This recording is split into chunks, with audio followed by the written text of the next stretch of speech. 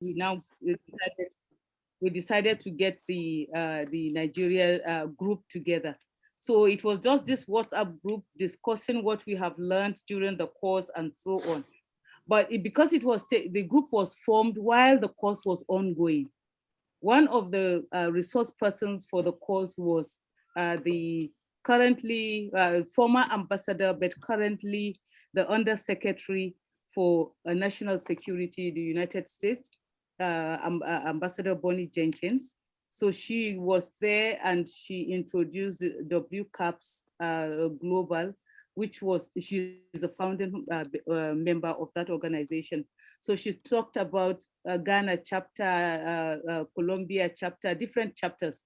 And she said there was somebody who was interested in forming the Nigeria chapter, but they had not taken it up. And she would really want to see a Nigeria chapter. So during our own WhatsApp group now, we started discussing, well, this is what Ambassador said, shouldn't we now form a Nigeria chapter and so on. And so we agreed that I will contact her and find out how to form the chapter. So she now gave me a date, but to meet on Zoom on the 4th of March, 2021. And so we had a Zoom just for 30, well, but just roughly about an hour. And then we discussed, and she informed me that, yes, she would like to, I said it would be good for her to meet some members of the group. And she said yes, and she would give us some guidelines and so on.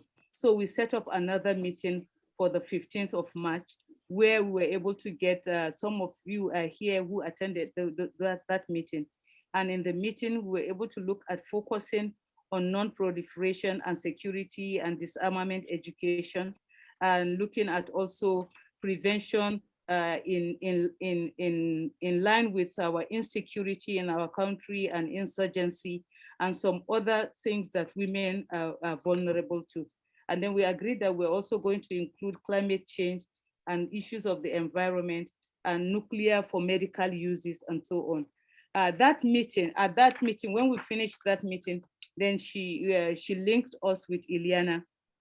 Ileana is the project program officer for most of the chapters. So when she linked us, we also had another meeting with Ileana. And then she said we would need to do a launching because every chapter do launching. And so we launched, I hope I can remember the date of our launching with so many things I know, but I know Chioma and Nosa, they are there. Anyway, we had a date and then we launched. And while we were doing the launching, we invited somebody who is an expert in security, particularly Nigerian security group. He's a retired group captain, Sadiq Shehu.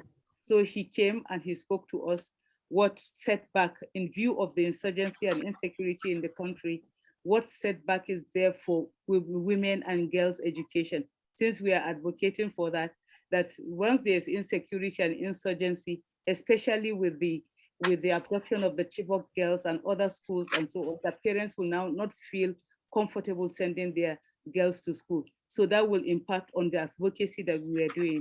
The talk was well received and we're able to launch our chapter.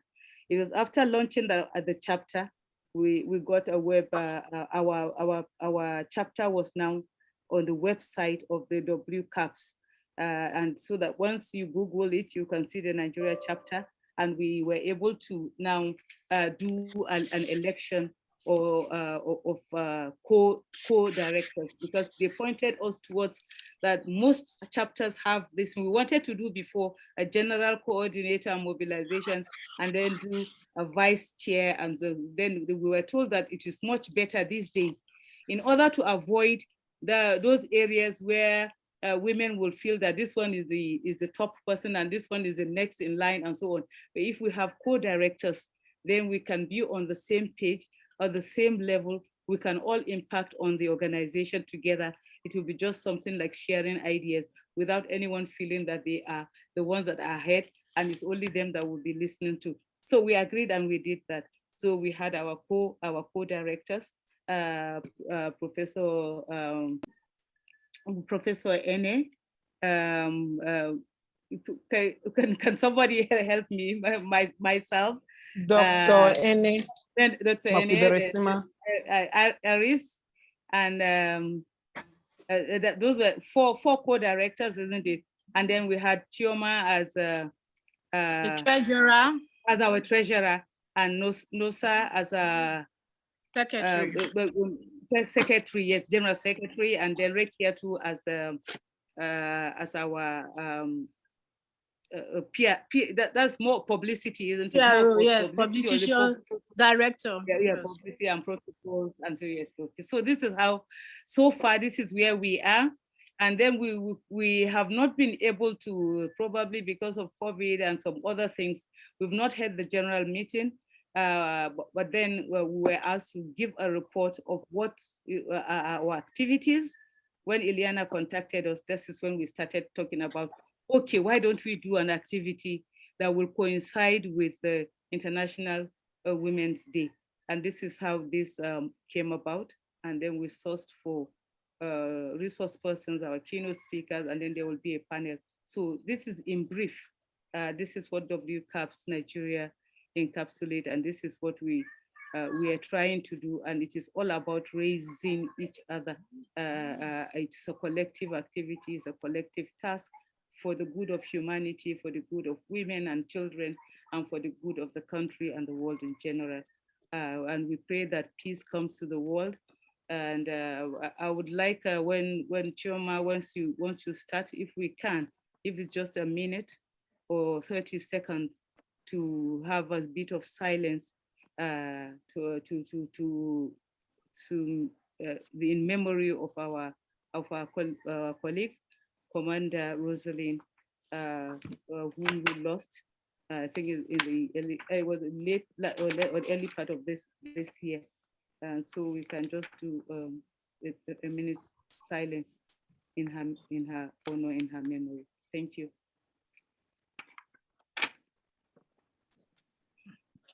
Thank you very much, Prof. And that was very much detailed than we even expected. Thank you very much for that message. I think we just go ahead and try to give our colleague that very last respect. And this is all we will do. And we pray that may have soul continually rest in perfect peace in our thoughts. So we just go ahead for a minute silence as a respect to our colleague that we lost sometime last year. Thank you.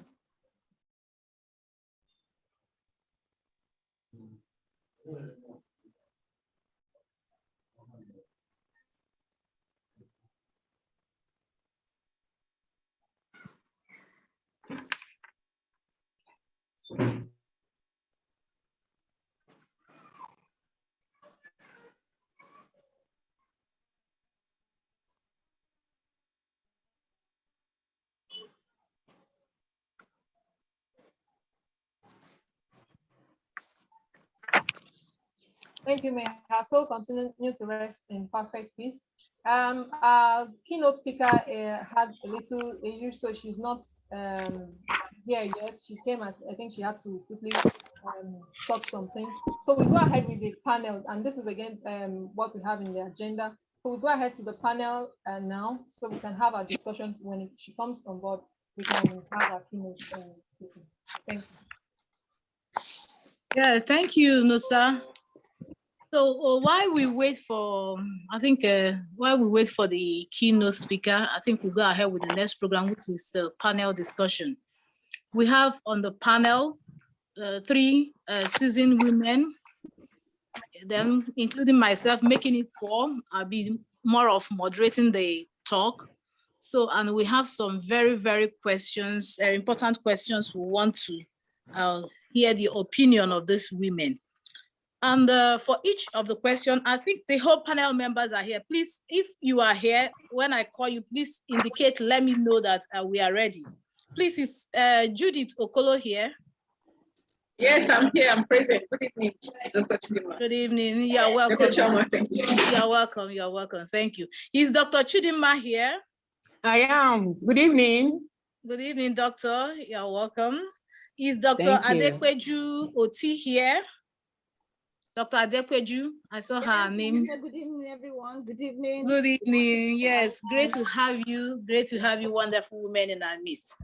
So for each of the questions, I will be giving 60 seconds. Let's be judicious with time. 60 seconds for you to give your opinion, what you think concerning the question, and we'll move over. So the theme for this year, International Women's Day, is gender equality today for a sustainable tomorrow, break the bias. And here in WCAP, we have as our sub-team, Unleashing Women, Sustaining the Future, and Accelerating Equality. So today, the whole world has deemed it fit to set aside every March, 8th of March, aside to appreciate women, to celebrate women all over the world. So today we are celebrating women. So we want to start with this question. Number one question, and I want to start with Dr. Chidinma. Why do you think we have to set aside a day like today or every 8th of March aside to celebrate women? Dr. Chidinma, please. Okay, thank you so much. First of all, women, we are wonderful creatures from God. We are carriers of human beings, so it was celebrating. This day is a special day set aside for us or everyone to celebrate women out there for their doggedness and achievements in the context of social, economic, cultural, and political issues. So it's established to increase awareness on the need for gender equality and to remind the world of the inhumane handling of women, women's fragility and the disparity with their male counterparts. Thank you. Thank you very much. Thank you very much. To remind the world of the inhuman treatment to women and the disparity. Yeah. That is why we have the theme for this year, break the bias. That bias needs to be broken. The disparity between the women and the way they are being treated in places of work, the disparity is much. Thank you, Dr. Chidinma. Judith Okolo, please, why should we set aside a day to celebrate women? Women should be celebrated because of their critical role, the role they play in the society, both women and girls. We know that women are over the time, women have proven to be agents of peace and unity. They are very resourceful. They are resilient in whatever they do. So we need to celebrate their achievements, their remarkable achievements. Their unmatched fearlessness, most especially in this society where we don't have gender equality, where most times what people do, they are not given access the same way men are given to. So a day is needed to be set aside to celebrate women's achievements and also to ensure that we promote gender equality. Thank you. Thank you, Judith. Thank you. A day should be set aside to celebrate women for their doggedness, for their resiliency. Thank you very much. Dr. Adekweju, please, why should we set aside a day to celebrate women?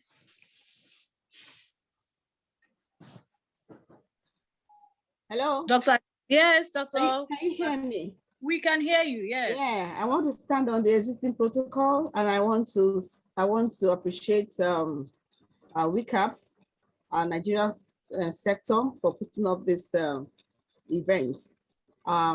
Yes, why should we celebrate women? I want to agree with my predecessors, but to also divert in a way, women, because of the reasons that Okolo and Chidinma have mentioned, should not just be celebrated once in a year.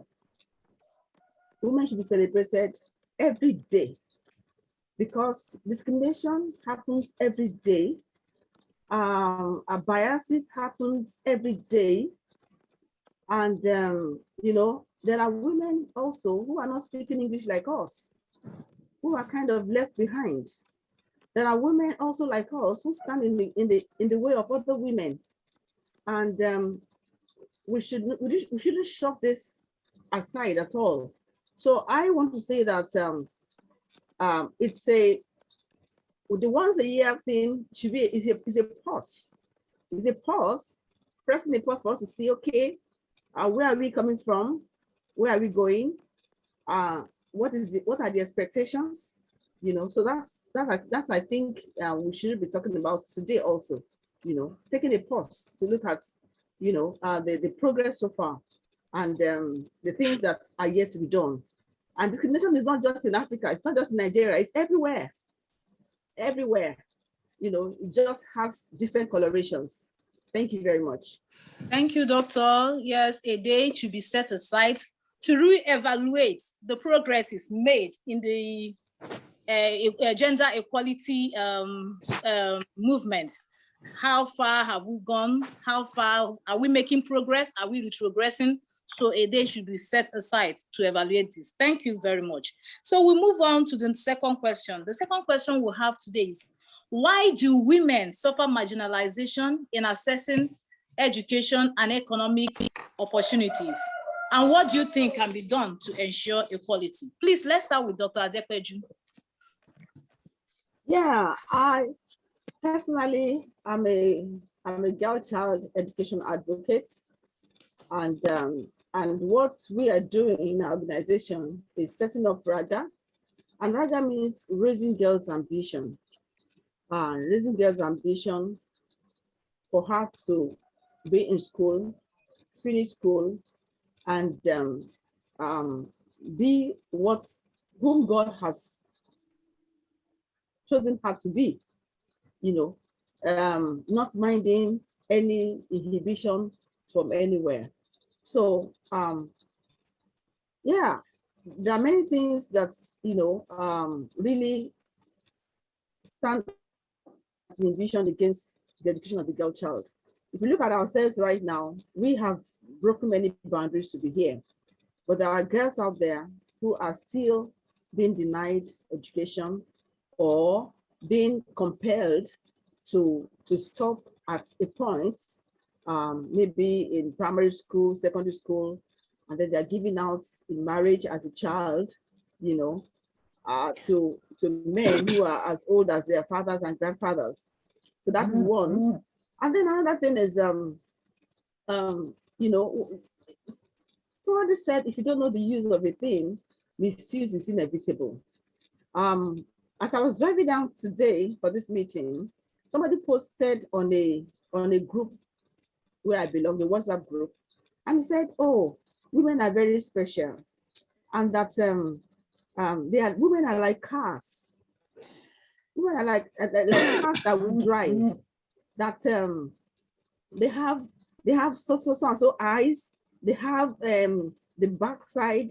They have." He was describing a car in a very sensual manner, and I felt insulted as a woman. And immediately I responded. I said, well, this person that has posted this, it's poetic, it is lyrical. I said, but it's a subtle insult to women.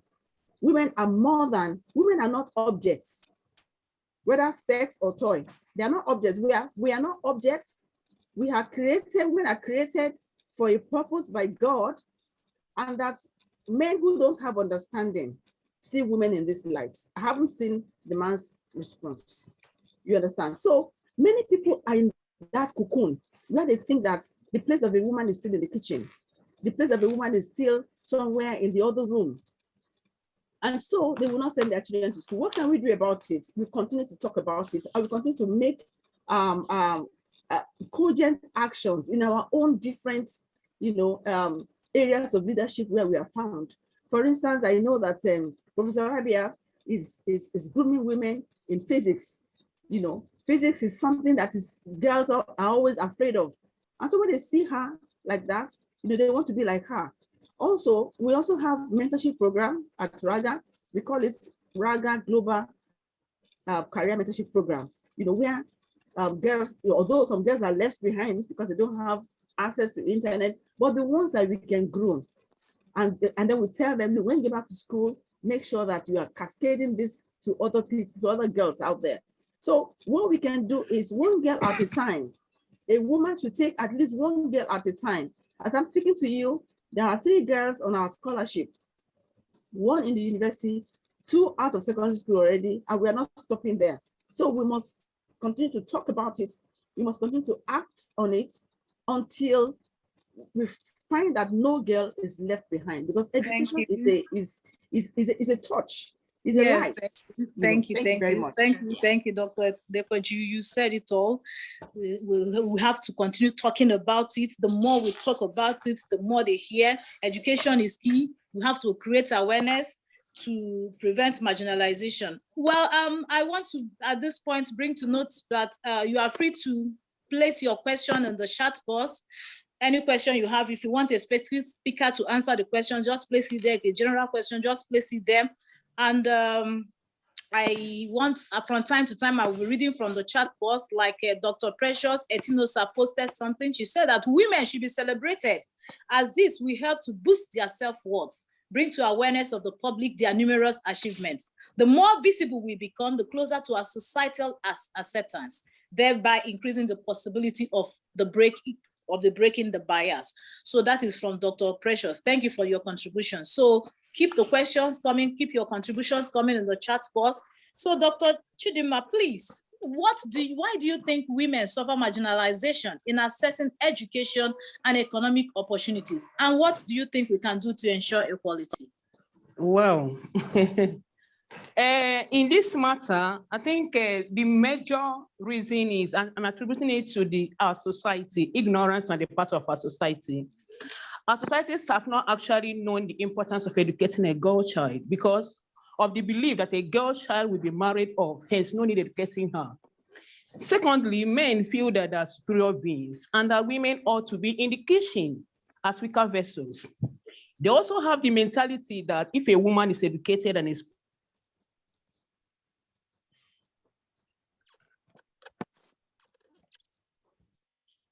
won't be submissive or in any areas of life, including politics, families, and even business. So what do we do to ensure that this marginalization is over? One, we have to ensure that women, a girl child is educated, very important. Even women, if you miss your education at the tender age, it's not late, starting at any point. Then secondly, women ourselves, we need to love one another. We must love one another. We must give one another the ladder to climb. For those who are already there climbing, let us try as much as possible to help the ones coming up, just like Professor Rabia is doing in her school. It's important that anywhere you are, those of us that are growing, to make sure that we have someone, we mentor the younger ones, carry them along, make sure that they're growing with us. Then every life of a girl child, any woman must be valued, be it the rich, the poor, the slave, the maid, you know. I feel somehow when I see my fellow women say, that's my house help, that's my maid. I mean, why using such names on them? Let's encourage them. Yes, all hands are not equal, but we have to give them this sense of belonging, give them that sense of hope, that there's something, that their own lives has not finished, that they can still get to where they wish to be tomorrow. And again, funding should be targeted to girls, not only to boys, because as observed in most families, you see they're making all sorts of plans for their sons to go there, head the company, do this, with little or no plan made for the girl child. So we should continue to create that awareness that every child, every girl child must be educated and be given equal right as given to boys. Thank you. Thank you, Dr. Chidima. That was spot on. That was spot on. Yes, one of the reasons for the marginalization is mentality. Our mentality, when you educate the girl child that grows up to be the woman, she becomes unruly, she can't be controlled. That is the mentality we have. And you said that one of the ways of ensuring equality is to educate the girl child the same way the boy is being educated, to mentor her, to give equal opportunities in the family to both the male child and the female child. Thank you, Toto, for that wonderful exposition. Meanwhile, while we are on the discussion, the keynote speaker just arrived in the person of Dr. Jonathan. Doctor, we appreciate your presence, but we have started a panel discussion and we urge you to please hold on for us while we continue. Thank you. So please, Judith, can you tell us why you think women suffer marginalization in accessing education and economic opportunities and what can be done to ensure equality? Thank you very much. Following what Dr. Chidima has said, one of the reasons is cultural beliefs. There's this, we know that education is an investment. So most cultures believe that when you invest in females, it's a waste of investment, because when they get married off, the investment goes to the family they're married to. So they don't want to invest in girls' child. So this is actually one of the things that causes marginalization for girls to access education. Another thing too is funding. You have a situation where you have free education in maybe a state for primary schools, and the family of the girl cannot afford secondary school education. In that case, that child might not be able to go further to reach secondary school or to even the university. Sometimes they stop at the primary school level. This is due to funds. So funding is one major thing that causes girls not to, as women and girls not to be marginalized when it comes to accessing education, and the cultural beliefs. So the solution is, one, we need there need to be funds. Funds should be made available for girls. Scholarship, more scholarship that will give a chance to girls to school, both secondary school, both in the university. Secondly, too, there should be reorientation from the base. We have to go to start giving orientation so that people will start believing that training a girl is not a waste, or is not it's not a bad investment to train a girl. And also we need government backing, because even when you say train a child, and there's no government backing that says if a child in a family, a girl child in a family doesn't go to school, some people might have the funding, but they might not want to train the child without cultural belief. So we also need government backing. Laws should be made to give girls equal access to education, to make sure that in a home, if a child is not trained, it can be sanctioned, or if the child doesn't go to school. So I think if some laws are placed like this, it will really help to solve this problem of marginalization and accessing education. Thank you very much. Thank you, Chidima. Thank you very much. Spot on.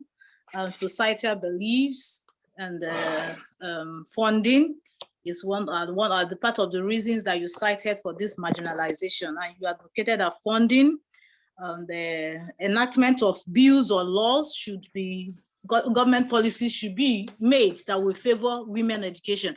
And that is why there was an uproar on the recent rejection of bill that was passed in the House recently, that men rejected the bill that was passed for certain special seats to be reserved for women in the National Assembly. So there's an uproar, and the uproar is still on. So we should continue pressing on until we continue to press until our voices are heard. Thank you very much. So we move to the next question.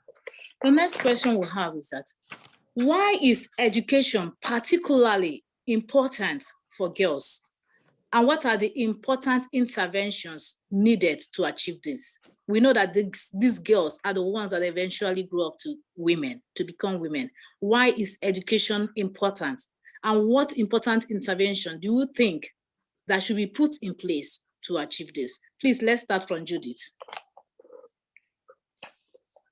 Thank you very much. I think education is really, really very important for a girl child, because one, it reduces illiteracy and inequality.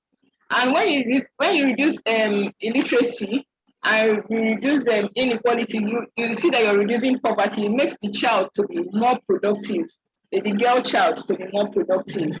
Now, it also helps the child. A girl child that is educated will know when to go to the hospital if she's pregnant. Maternal care, will be able to take care of herself. We know the right nutrition to take. And to a large extent, educating a child will really reduce mortal death rate in children. So educating a child is very important. It increases productivity, both in the family and in the society at large. Thank you. I will encourage that. Okay, thank you very much. Thank you. Educating the child increases productivity, both in the family, both in the nation, both in the world as a whole. I will want to read from the chat box. Some people have their comments coming. They said, Dr. Fibresima said, Dr. Ng said, yes, it's very important that women help encourage each other to get to the top. Education for a girl child is education for all. Yes, you know, one thing that the men used to would I say to cajole us is that they say women, can they stay under each other? Can they ever support each other? They are always fighting against each other. And here Dr. Ng said that it is very important that women help each other to get to the top. Don't, when you see a woman rising, encourage her, help her. And Dr. Etinosa said, education, now marginalization of the women by the society is mostly due to the impression that the educated and well-placed woman will forget her role and become arrogant and irresponsible. Sadly, some women actually exhibit some of these traits once empowered. Yes. Oh, wow. So for me, mentorship of the girl child is essential. Women should be taught at all levels that achievement or not, or our family and society, is not our family or society obligation, must not be cheated. Women should be mentored on how to strike a balance in their life so that they become fully, and so that they become total and complete. And Nosa said that government has a role to play, very, very important. Like in enacting policies, in passing of bill, government have a role to play in this gender equality that we are talking about. The popular saying that when you train a woman, you train a community is true. Women are home builders, and as such, they will be better able to raise balanced children that can rule our world. This is coming from Dr. Etinosa. Thank you all for your contribution. Please keep them coming. Keep them coming. So we'll move, please, Dr. Chidima, why is education particularly important for girls, and what are the important interventions needed to achieve this? Oh, thank you once again. By getting a girl child, she becomes aware of her rights. She attends for dignity and she feels protected. You see, just like other persons have said, educating a girl child is like educating a nation. And if a nation is properly educated, the problem is half solved. When you educate a girl child, you empower her to manage and support her home, both financially, morally, and emotionally. The few interventions that we can use or can help in ensuring that a girl child is properly educated include mass literacy campaign for both, not just for boys. Mass literacy campaign for everybody, whether you are poor, whether you are rich, everyone needs education. 2, free education and provision of basic and social amenities. Then another one is adequate security to protect girls, especially the vulnerable ones. Thank you. Chidima, thank you very much for your wonderful contribution. Thank you very much. So please, Dr. Adekweju, why do you think education is important for girls, and what are the interventions needed to achieve this? Yes, thank you very much, my moderator. Yes, I would just like to pick on what maybe has not been mentioned by my co-speakers. Yes, education of the girl child actually improves, number one, the life of the girl child herself. When I hear people saying that when a woman is educated, she becomes pompous and this and that, and I ask, who is afraid of the education of the girl child? I would want to share a personal experience here. After I defended my PhD, and one day, somebody very close to me, I wouldn't want to mention, on the corridor, called me and said, Dr. Osi, come. I can now observe that since you defended your PhD, you walk proudly around the corridor. That's ridiculous. That's ridiculous. Shouldn't I be proud of my achievements? Imagine that. Yes. Shouldn't I be proud of my achievements? We as women, we celebrate our husbands, we celebrate our uncles, we celebrate our brothers. But when it comes to women achieving, nobody wants to celebrate us, and they still want us to behave as if we are footmats. That is one. So education of the girl child is very important because it reduces multiple births. and mortality of both mother and child. Then education of the girl child also improves nutrition of children. The woman knows her right from her wrong. She knows what she put to give her child. And the woman is economically empowered. She doesn't have to wait for the man to come before the children eat well, you know. So I'll stop at that. Then, what are the things that we need to improve the girls' education? Here we have some girls who are out there who have missed it in their first chance. They got pregnant while they're in secondary school. The boys who impregnated them, they finished school. And the girls are, rejected by both parents and society. I want us to, whatever you can do out of this program, to look out for those girls. The fact that they miss it does not mean that they cannot still, be educated. So in Kenya, they have a program for them. I don't know what Nigeria has. I don't know. I'm still trying to find out. Maybe in the north, they have something for them in Sokoto or Kano. But here in Southwest, once you get pregnant as a teenager, you are out of school and you may never be back to school. So we need affirmative actions, not just in admission, we need in science and technology. Men are the ones driving science and technology. We want more girls there, So we need policies that will be inclusive of girls, of having more girls, not just educated, but being in mainstream of cogent areas in careers and then in society at large. Thank you very much. Thank you, Dr. Oti. Thank you very much. Yes, one thing that struck me in this contribution is that she said that when a girl child becomes pregnant, the boy that impregnated her will go ahead and continue with his life as if nothing happened, go to school, continue going to school. Why the girl child will have to stay at home and nurse her child and bear the stigma? So we really need to reach out to these girls. I don't know if there's an NGO or people that are in charge of it. We really need to reach out to these girls, encourage them that is not where it ends. They can pick up the pieces of their broken lives together and forge ahead. Thank you for that wonderful contribution. So while the discussion was going on, we had some people join us. Thank you. We want to welcome Eunice from Kenya joining us. Thank you very much. And some other people that join us while the discussion. Antonia, thank you very much. We want to welcome you. My name is Egwu Oguchioma. I am the treasurer of the Wcaps, and I'm the moderator of the panel section of this event. We are celebrating the International Women's Day with the theme, Gender Equality Today for a Sustainable Tomorrow, Break the Bias. And the top theme for the Wcaps celebration is Unleashing Women, Sustaining the Future, and Accelerating Equality. And we have on the panel of discussion very wonderful women that have been sending in wonderful contribution. We have Judith Okolo, we have Dr. Chidima Azike, we have Dr. Adepoju Oti. You are welcome to this event. So hold on while we continue with the discussion.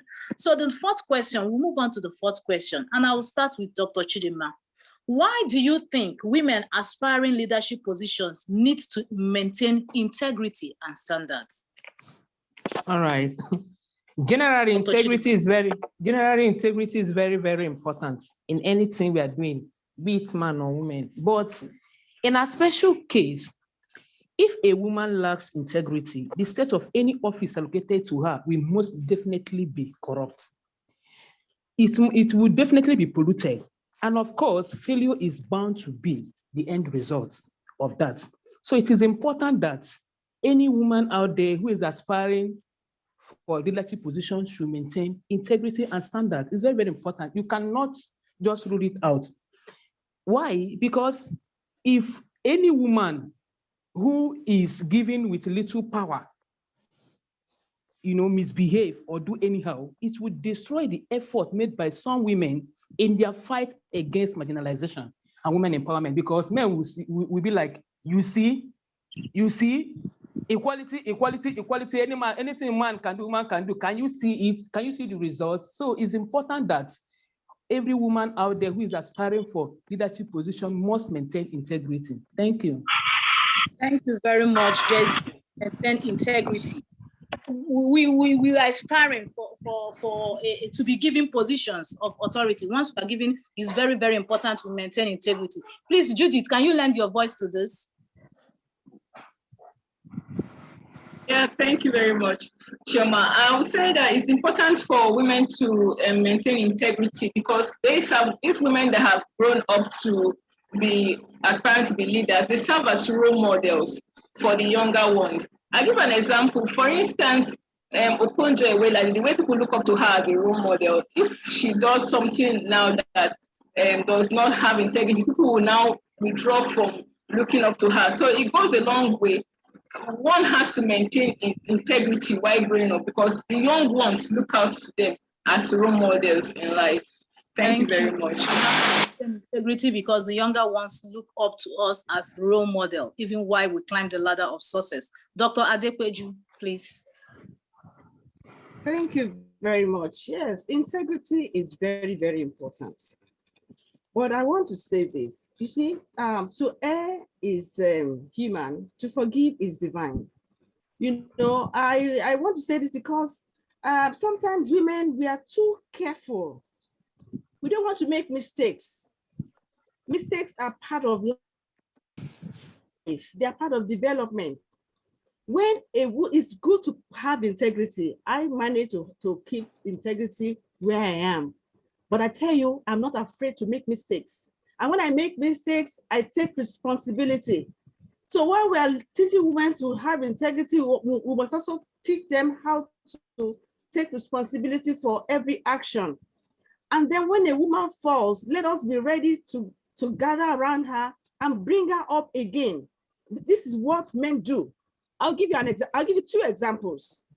There was a woman pastor in Nigeria, you know, in the 90s and early 2000s. This woman was really very powerful. She was, you know, making waves. Everybody loves her. I've never met her in my life, but I loved her too. And then she did one mistake. And then everybody abandoned her. But you see, men, they call themselves this, that, and they are revered many times. And you see men, they rally around them. They pick them up. They don't talk about it. Why? Do they have more integrity than us? No, but there is a solidarity. When the House of Representatives missed it, you know, everybody abandoned that woman. But didn't Saraki miss it? Is president not missing it? So please, yes, integrity is good, but when we fall out of line, let us also know how to, you know, call ourselves back and also maintain human solidarity to help a woman who has fallen. To fall is not just to remain there. Thank you very much. Thank you, Doctor. Integrity is very, very important. But we as women, we have to support each other. It's very, very important. That's the key word. Let me take a contribution from the chat box. Somebody said, Chinasa said, women are double measured for a single standard. And this makes it difficult for us to explore for fear of failure. And she also further wants to say that maintaining integrity is a very high standard that we set for ourselves. Who sets that for men? So yes, we have to maintain integrity. It's very important, but there's also the need to support our fellow women.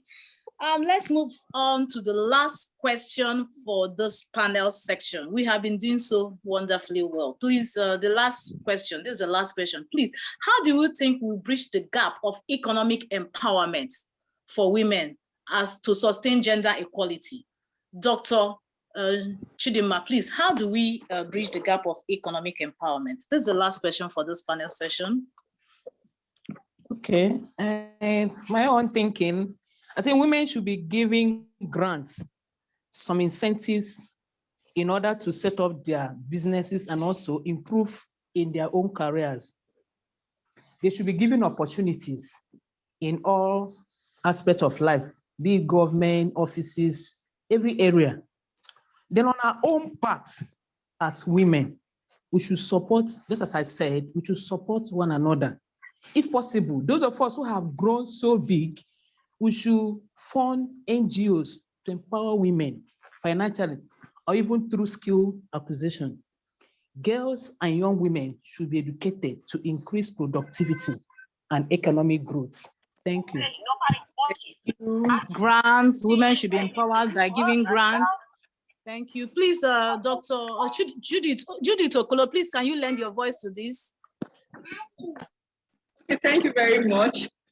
From my own point of view, I would say, one, economic empowerment is a prerequisite for gender equality. So the first thing that needs to be, we need governments to take action, government policies that would favor women. Because if the government policies are not there, it wouldn't go a long way. The empowerment wouldn't go a long way. The government policy, we need to keep speaking for the government to consider women. That is one aspect. Then also, standing on what Dr. Chidima has said, supporting each other, carrying the other women along. Sometimes our women, the women are in the top. You have opportunities that you can share to the others. But I don't know if it's because of jealousy or maybe you don't want the other person to grow as you are. They try to hide these opportunities. We should try to encourage each other, carry the younger ones along, carry ourselves, support each other. That's my own point of view. Thank you. Thank you. Support each other, carry each other's. Women, love yourselves. Love yourself. Even when you make mistake, don't be afraid to make mistake. When you make mistake, pick up from there and continue. Empower the ones that are behind you. Thank you, Dr. Chidima. Please, Dr. Oti, what do you think about this? How do we bridge the gap of economic empowerment for women to sustain gender equality? I would start from the premise of Western women and Eastern women. I think Nigerian women they're not lazy. Nigerian women are really trying, especially when it comes to the 6-digit economic development. Women are not afraid to start from scratch, to start small, but little things here and there. Power supply, for a woman who has a salon and no power supply, no diesel, no fuel. So we still, on that, we need to go back to government. But outside of that, we need women to come together and form formidable pressure groups.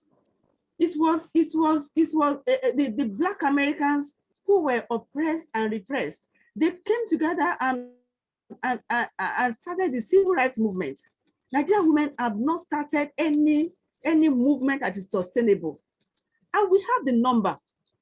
We can start thinking about that now. Bring back our girls. They started well, but they were fizzled out in one way or the other. They got tired. Maybe there was no funding or whatever, So we need to begin to lobby the government. It will not happen overnight, but it can be sustained for a very long time, from generation to generation, and then we'll get what we want.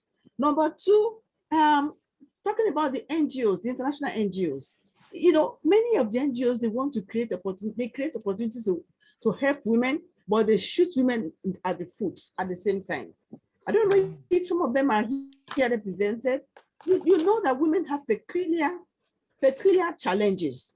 Many of us, we started careers late because we went to the home career first. And after we had finished having our children in our 40s, we started. And then you see an opportunity, you say, age bracket 35. Not more than 20 years. Not more than, So how does a woman who is starting career late access such opportunities? So those policy designers, they need to rethink and make opportunities available for everybody at any stage of their lives, because we are not like men. Men can, they can start. We are the supporters of men, but we also need society to support us in these ways. Thank you very much. Thank you very much. Thank you very much, Doctor. We need the formation of pressure groups. We need the government to support us. Setting policies that doesn't favor women, especially age brackets. Women will have a lot to do before we're able to find our feet, training the child, and before we're able to find out the age has shut you out of what you want to achieve. And with this, we come to the end of this panel session, and I will admit it has been so wonderful. It has been so interactive. Thank you very much, wonderful women. Thank you very much. I hand over to Nosa, please. Okay, thank you very much, Chioma, and every member of the panel. It was indeed a very insightful one, and it was just as if the thing should not end, but because time is very, very key, and I'm sure we'll still have more of this, and by the time we get so used to it, it will really be sweeter. Thank you very much, Dr. Jonathan. Thank you for still hanging on with us. I guess we'll just go straight to the keynote speakers points now. So before I invite her, let me just take a short brief of our citation. Dr. Blessing Nkiruka Jonathan is our keynote speaker today, who will be speaking on our theme. And she's a physiotherapist, an author, a public speaker, a leader, and also health and gender development advocate. Currently, she's the Deputy Director of Physiotherapy Service at University of Port Harcourt Teaching Hospital. She's the founder as well as the CEO of Women Arise for Development and Social Change Initiative. She's student of Women Arise International Fellowship. Also, she doubles as the president of Women Arise Cooperative Limited. She consults also at Women Health Physiotherapists as a Women Health Physiotherapist, and she has a couple of certifications, one of which is Mental Health and Addiction Therapist, Marriage and Relationship Coach, Mentor, and Mentor. She's also certified kinesio tapping practitioner and also a spine physiotherapist. We can see that we have a whole lot deposit in this great speaker today, and I'm sure we will be maximizing and tap as much information as we can from this iconic woman who is representing women out there wherever she is, and we're happy to have her in our midst today to speak to us. Thank you very much, Dr. Jonathan. I think you should have the floor now. Thank you.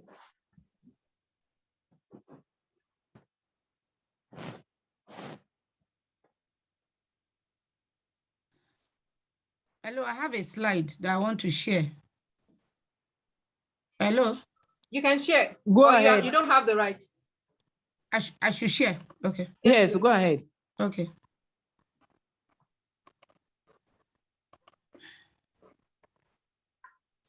Can you see my slide? Not yet. Wow, why now? Oh, I should have sent this thing ahead. But I've shared it, but I don't know why.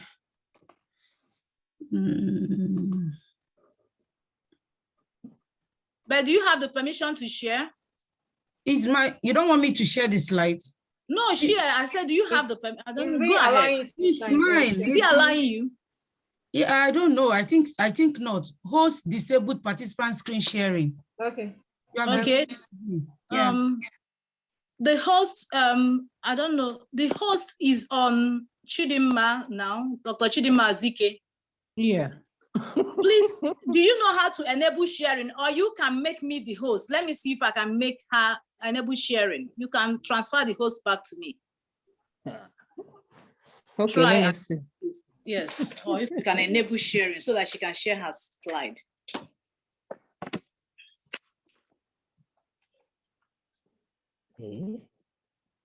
Wow. If not, that means I have to Okay.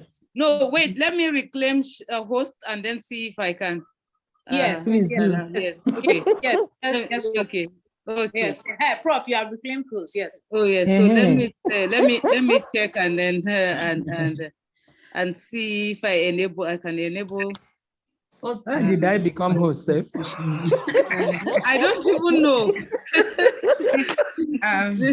Wow. Okay, so let me see. No, cancel. I should. It doesn't allow participants to share screen. Okay. I'll just do it like that way. Since you are the only one, I've allowed participants to share screen. Please try, Okay. try it now. Yes. Mhm. Okay.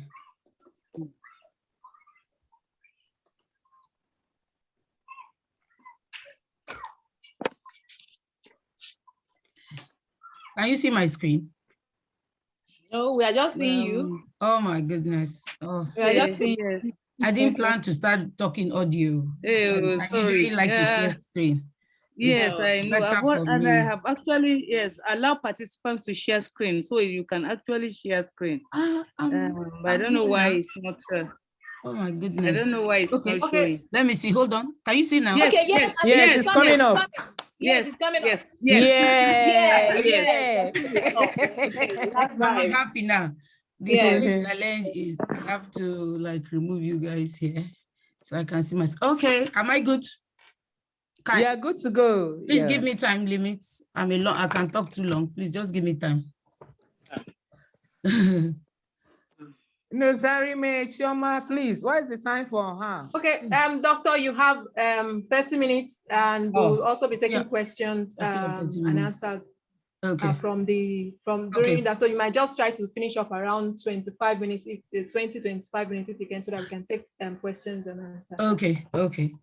Good afternoon, everyone. Good afternoon, great women. Good afternoon. I mean, it's evening here. Sorry, I'm 1 hour behind Nigerian time. I got carried away. I had some crisis I needed to handle.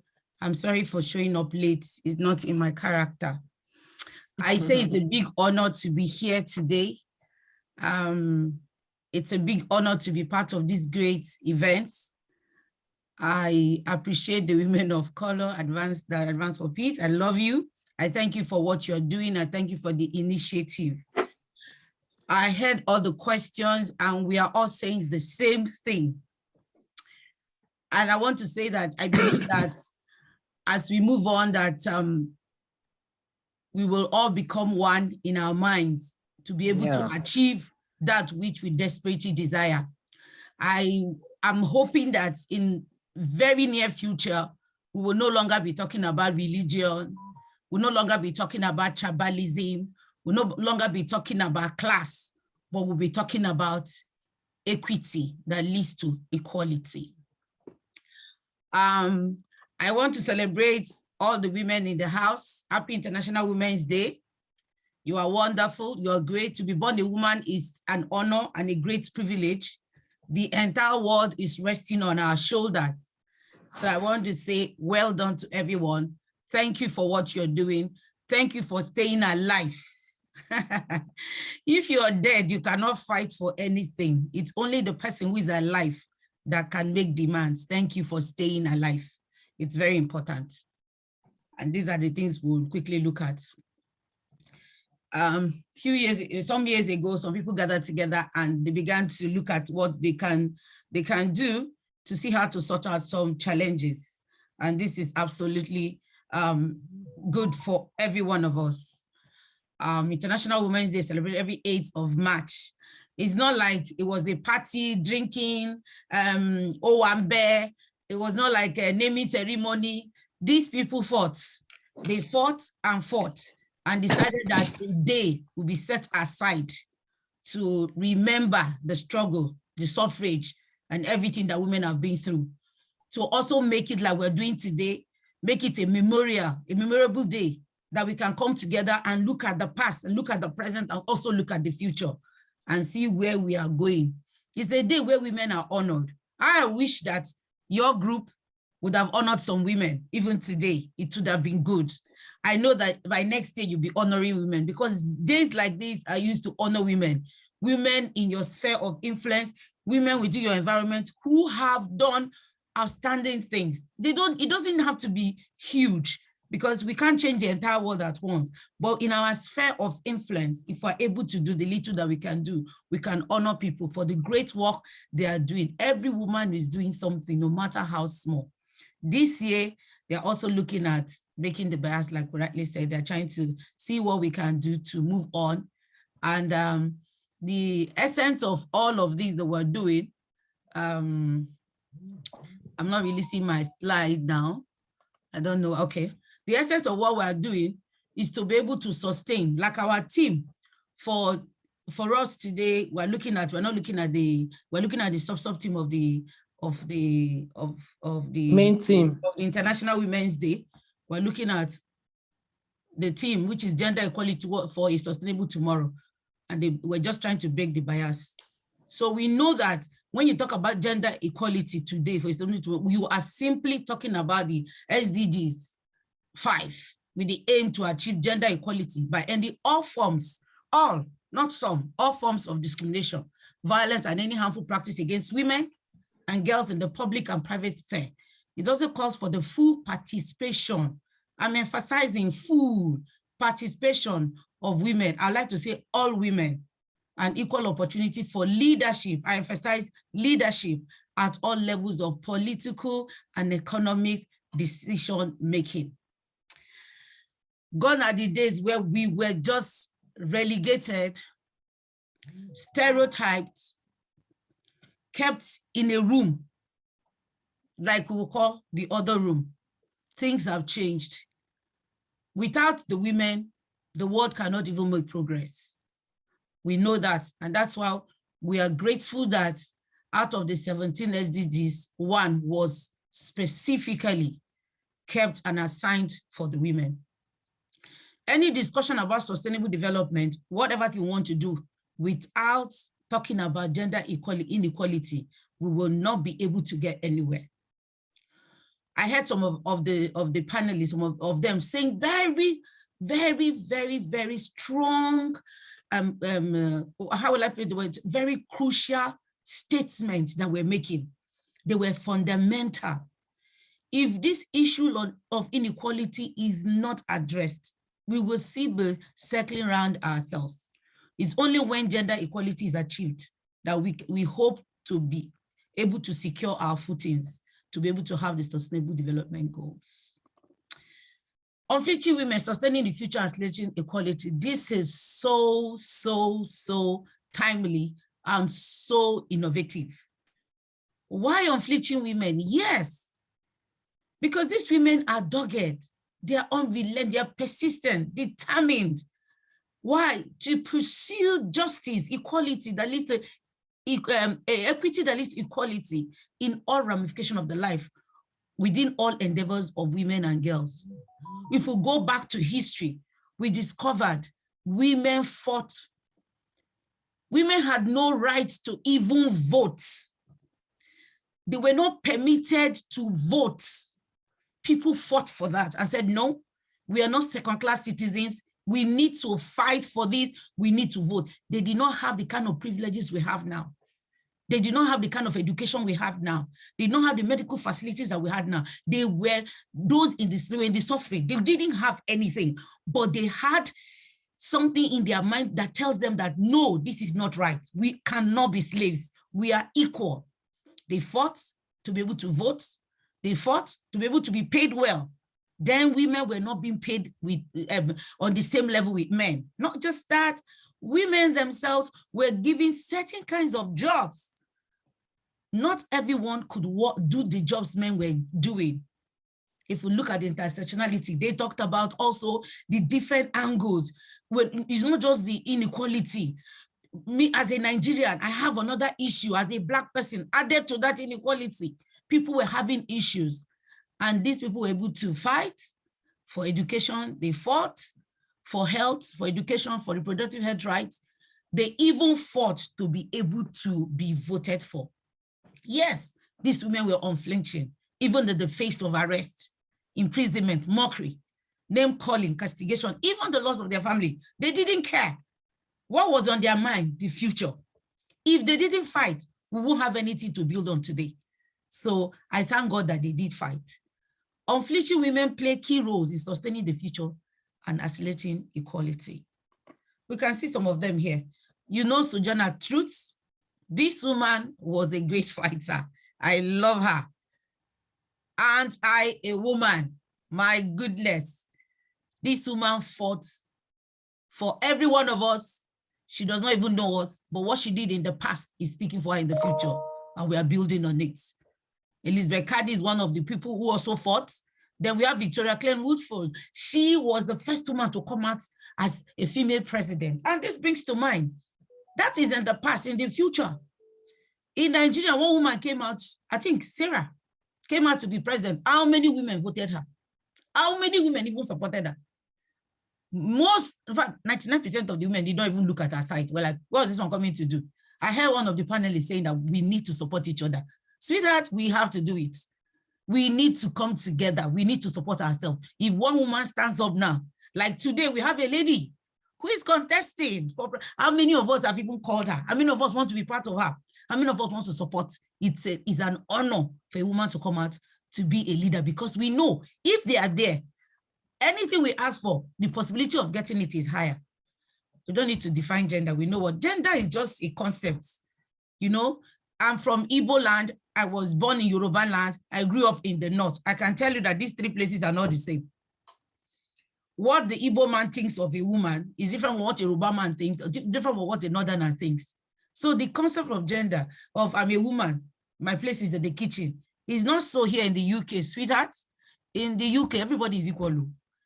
The bus drivers are both women and men. Nobody is even, anywhere you go to, it's equal. Everybody is working the same job. There's nothing like a job that is kept aside for a man or kept aside for a woman. We have truck drivers, they're women. We have bus drivers, they're women. No, you're just earning your salary. When we talk about inequality, we are saying that something is not right. The balance is not fair. Something is not right. We need to look at it. What is meant for a woman should be given to her. She should be respected. She should be loved. She should be kept in high esteem. She should be appreciated for her peculiarity. She should be honored, and she should be given her own right. I mean, I don't believe that we are struggling with anybody. I just believe that we want to be recognized. We want to stay within the capacity that God has given to us. That's what we are looking at. Nigeria, oh my God. Nigeria is more than 210 million persons. That's the estimated population. And for my last research, I think women and men, they are almost closer now. But if you look at poverty level, women are more. If you look at among the poor of the poor, women are on the increase. And this is not good for us. 40% of Nigerian population are poor. Women are part of it. And we don't want to stay there. We want to be above it. We want to move ahead. Why should we sustain the future and try to accelerate equality? It's because gender equality is an accelerator. If we do not fight for let me not use the word fight, so it doesn't look like we're struggling with anyone. If we do not advocate, we do not press to say there's the benefit, to look at the benefits of gender equality, we will not be able to achieve anything in the world. It's a very simple truth. It's the heart of 2030 agenda. It's the heart of 2030 agenda. Gender equality is the heart of 2030 agenda. Therefore, accelerating gender equality in all spheres of society leads to a more rapid increase in progress toward achieving the 2030 agenda. Do you know that if you go to any family where the female, I heard one of the, most of the panelists were talking about education. If you go to a family where the parents educate both the girls and the boys equally, that family progresses very fast. But any family where you see that they relegate the girls to the backyard and they try to promote the men, those families don't usually last. I have a saying, I'm blessed to have 3 daughters and 2 boys. I have a saying, it's always good for a woman to have girls. The reason that when you get old, when you want to visit your daughter, you don't need permission. But if your son, you want to visit your son needs to take permission from his wife. And I'm sorry if the wife does not like you, you may not be able to say, woman is important. Why are we bothered about this gender equality? We are bothered because, take for instance, the COVID-19 exposed a lot of things. Yes, we were achieving something, but COVID-19 came and opened our eyes, and we saw a dimension. Our progress was going to go down to the drain. What happened? We discovered that when it comes to women's equal participation in decision-making, it didn't work. 25.6% in the national parliament are number of women there. That's not good. It's small. It's so small. In the local government, we have 36.3%. That's too small. In managerial position, we have only 28.2. And can I tell you something that is so, that gets me confused? It is evident, there's an evidence that says that women are better leaders, yet men do not allow women to lead. I mean, it's confusing. Like, I believe, like Nigeria, somebody mentioned our mother, Okonjo-Iweala. If that woman is given permission to rule Nigeria, Nigeria will be a better place. But who is going to give her the opportunity? Even we that are women will not complain and say, she's from this other region. It's not their time to become president. She's of this religion. Those people of them know they are not the ones to rule. We at the end of the day, we mess up the whole thing. When we look at violence against women, my goodness, before it was 1 in 5. Right now, it is 1 in 3. During the COVID-19 pandemic, it was worse. There was an outrage. Right now, I'm doing a research on the responses. Nigeria didn't respond. Nigeria was busy arresting people and hiding palliatives, while other countries like UK, Finland, Ireland, they were busy responding with emergency, putting things in place to be able to help women who were being abused. They were trapped with their partners at home. Right now, it's 1 in 3 women. That is why we need to do what? Try to sustain the things that they have achieved. We're trying to say we need speed. We don't have time. We need to do this. We know that also that when you talk about children at risk, it's now higher. With all the laws, with everything we're doing, COVID-19 had like exposed the weaknesses in our policies and our programs. So there is a need for us to come together and try to see what we can do to accelerate equality. What are we looking at? The SDG 5, that is the core of everything we do. We want to achieve gender equality and empower all women and girls. I heard some panelists talking about empowerment. Thank you very much. Yes, empowerment, very important. I used to tell people something. You know, I'm not here to castigate any woman. I'm not here to insult anyone. With due humility, I mean, before a man can beat you up, lock you up, seize you, or whatever, it's possible that you're not empowered.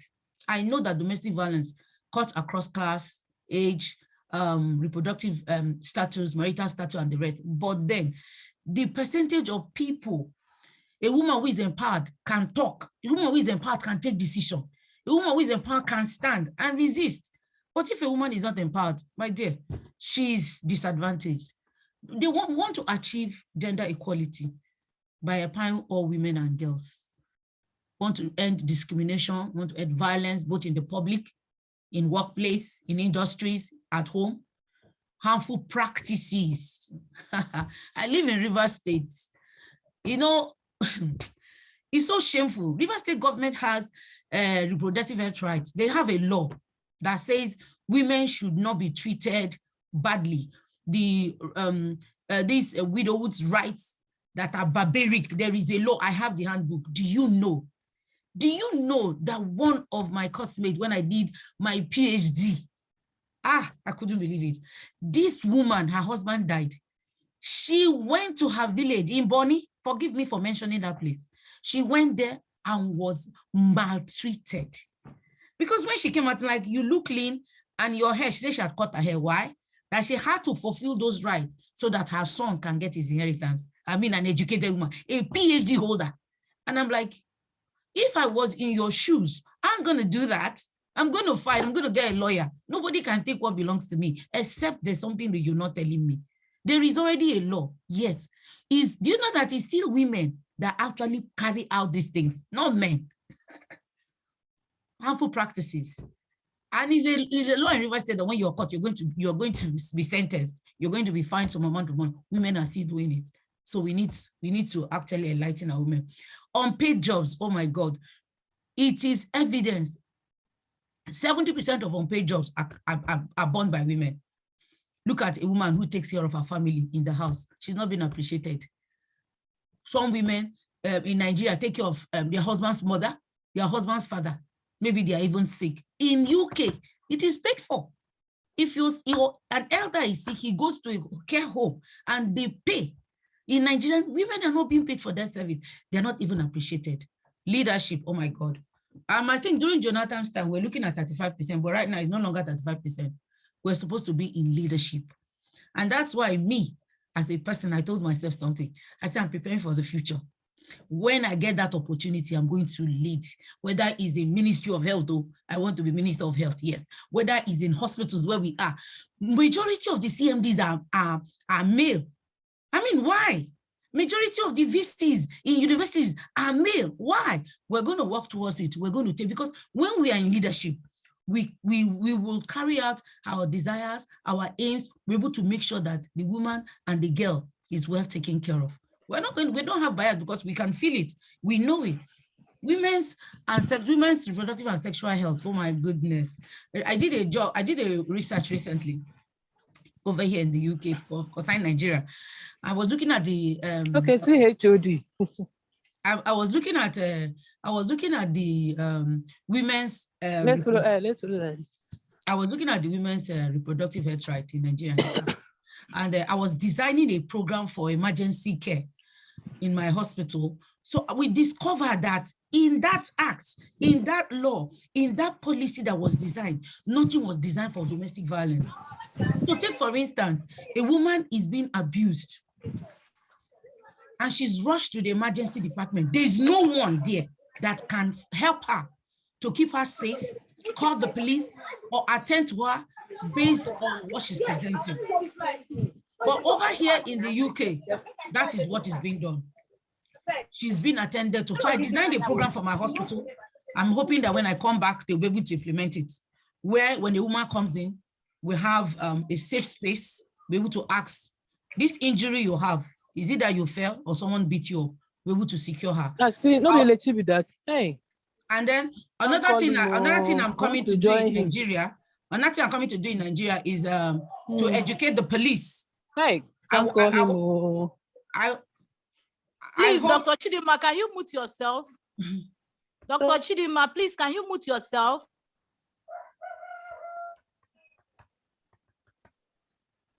Continue, doctor. Thank you. I'm also coming to, I did a research on the police and domestic violence and discovered that the Police Act does not cover domestic violence. There's nothing like domestic violence for them. That's why they don't act on it.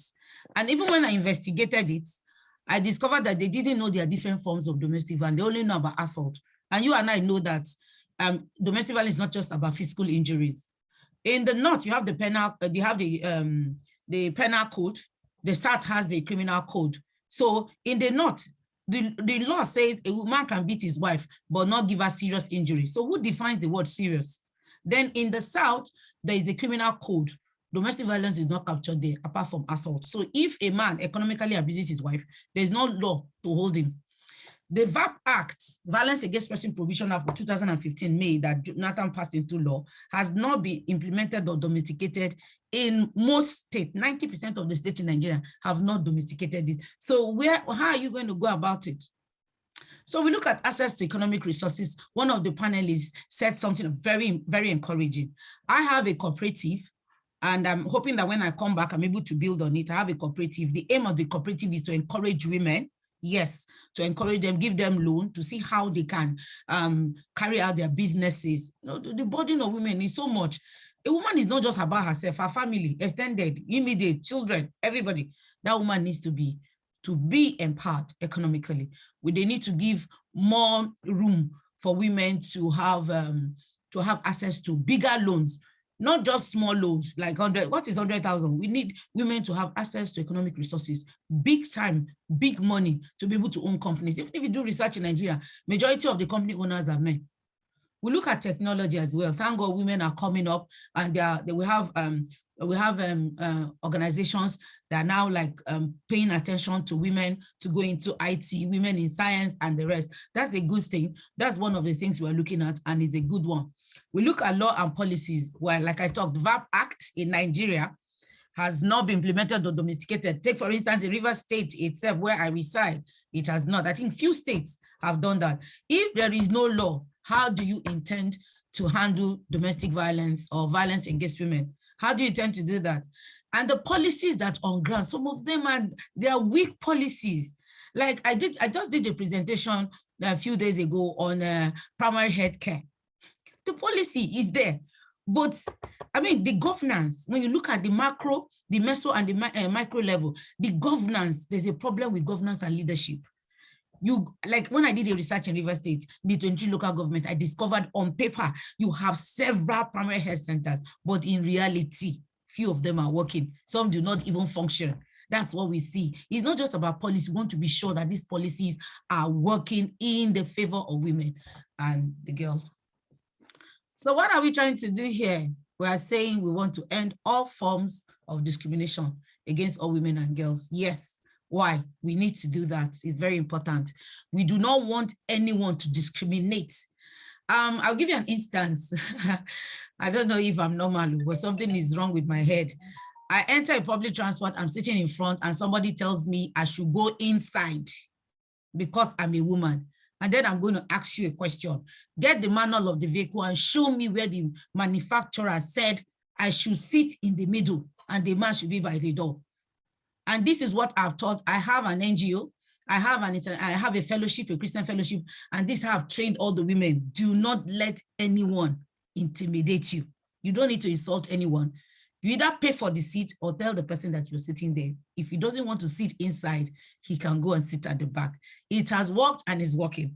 We will stand and say, no one will discriminate against us. No, not even in my house, my 3 girls, my boys cannot challenge them. My boys go to the kitchen, they cook, they wash their plates. Everybody is doing the same thing. Everybody is equal. There's nothing like girls' job. No, we start from our homes. We start to teach them to say, no, don't do this. It's everybody's job. You see, these things we do we're just hypocrites. The things that men refuse to do in Nigeria, don't they do it here in the UK when they come overseas? They wash plates. They take care of the baby when the woman goes to work. And then when they're in Nigeria, they not say, no, I'm a man. I mean, what's the definition of a man? So what we are saying that we want to end all forms. You can't discriminate against me in any area or any person. And another thing I discovered that most women do not even know their rights. Some people don't even know. Because if you know your rights, you're able to stand and say, like I used to tell people, when I encounter police officers in Nigeria and they stop me, my stethoscope is there and I said to them, why are you stopping me? So I want to check. I said, no, I'm a medical personnel. You shouldn't waste my time. I know the law because I've worked with the police. So I know that pregnant women are given special care. Elderly people are given special care, and those that handle emergency cases or in medical field, they are part of people you give space to. And I was in a bank, a woman was lying on, she was pregnant. I went to her, I said, madam, can you go to the front and tell them you're pregnant? You'll be attended to immediately. And she was like, no. I said, I'm telling you, it's part of your right. So we will do everything to create more awareness, not just to talk to the men, even the women. We need to know that all we are doing is that we don't want anyone to discriminate against anyone. Let me go back there. I think there's something I needed to say here.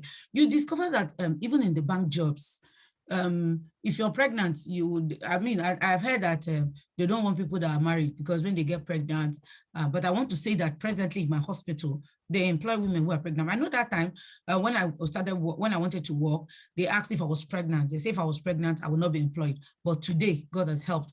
In the establishment where I work, even if you're pregnant, you're going to be employed. That is part of ending it. And we need to insist when a woman is pregnant, she should be employed. She's not sick, she's not be disadvantaged because she's pregnant. We're going to try to eliminate all forms of violence against all women and girls in the public and in the private, everywhere. We discovered that even up to now, I'm sorry to say that most people, in fact, women are the ones that create that opportunity. Even with my little attainment, I've met men who have asked me for sex. So, and that's how it shows you that they're not ashamed. They've been doing it and they'll continue to do it, but people have to stop it. When I was in school, I did my PhD for 5 years because the lecturer wanted to go out with me and I refused. And every time I was supposed to go to the next level of my project, he sat on it because he asked me for sex and I refused. But I still eventually graduated and I didn't give him that pleasure. God helped me and I stayed. So if I was not disciplined, if I didn't know what I was what, I would have, how many people will I sleep it? I'll keep sleeping at every stage of my life. No, I can't do that. So one of the things we have to learn, one of the things we have to concrete anywhere we are, when I go to churches, when I'm invited to speak, I tell people, if you don't place value on yourself, nobody is going to value you. So even if we fight, eliminate this, and you yourself, you don't want it eliminated, you're the one even giving rooms for it.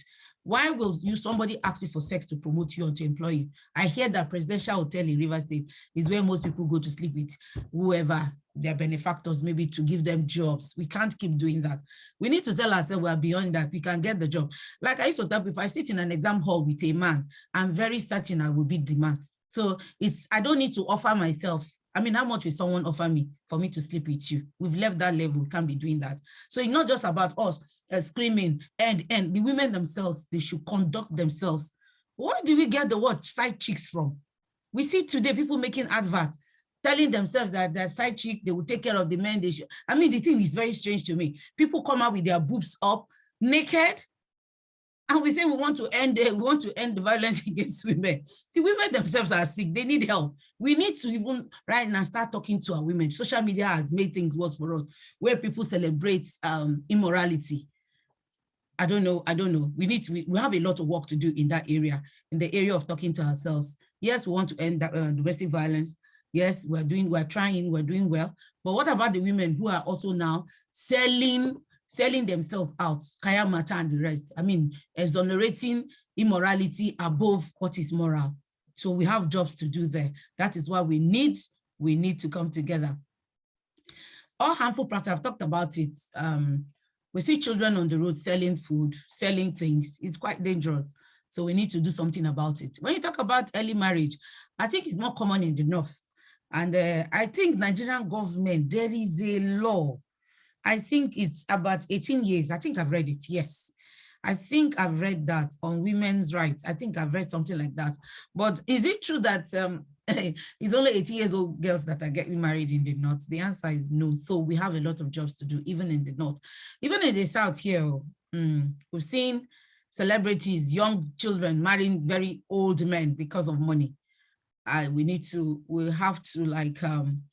have a lot of jobs to do, honestly. We need to be able to sustain this future. If not, sometimes I'm scared of the next generation, because it's like they don't have values. They don't have core values at all. I mean, I don't know. They're just living like there's no future. But I believe that those who fought for this present knew there was going to be a future, and we need to fight to sustain it. So that in sustaining it is what we are doing, educating ourselves, strengthening ourselves, and encouraging ourselves. When you talk about female genital mutilation, I mean, it's more in the African context here. It's not, we don't do that in the UK. And ironically, it's the women that still do this. So maybe we should be going to the village and be talking to them, because the essence of this has caused a lot of damage to women's reproductive health. Some people have damaged their genital with infection, deformities. Today, the girls are not able to live normal lives. So we need to look into it and be able to say, River State, for instance, that I live in, they have a law against female genital mutilation. And the Nigerian government has passed it as a law. And I believe that wherever you are, do not encourage it. When I gave birth as a young girl, I married at age 24, by 25 I'd given birth. The O&G doctor, who is also a family friend and a pastor, told me, don't let anybody force you to do what you should not do. That's when I began to learn. And people come to my house because they are my seniors, they're elderly. I said, no, don't do it. I do not want it. So even if you respect people, insist. Because if you allow them to do it and later in future you start campaigning, they will laugh at you and say you are a hypocrite. Did you not do it? So in your sphere of influence, you should be able to stand and say, do not do it. When I give talk in UPTH to pregnant women, I encourage them, do not do it.